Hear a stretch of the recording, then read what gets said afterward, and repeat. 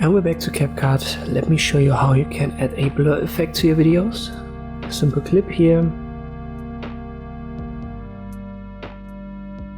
And I use the default layouts. If I go now to effects, I open a drop down video effects.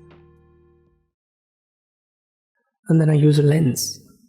And here I can find a couple of blur effects.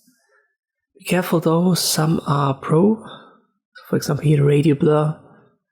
If you're using a free version, scroll a little bit down and here is a regular blur and a motion blur. These are free. You can left click on them and the preview window shows you what it's going to look like. Left click, drag it into the timeline. You have two options. Dropping it on the clip will put this effect on this specific clip in the video channel 1.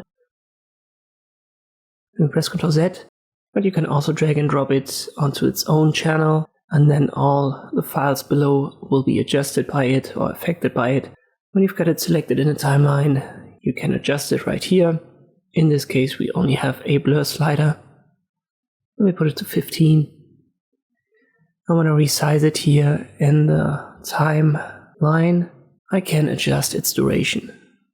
Let me make it as long as my video clip, and now the entire clip is blurred. I hope this video was helpful. Thank you for watching, and I'll see you next time.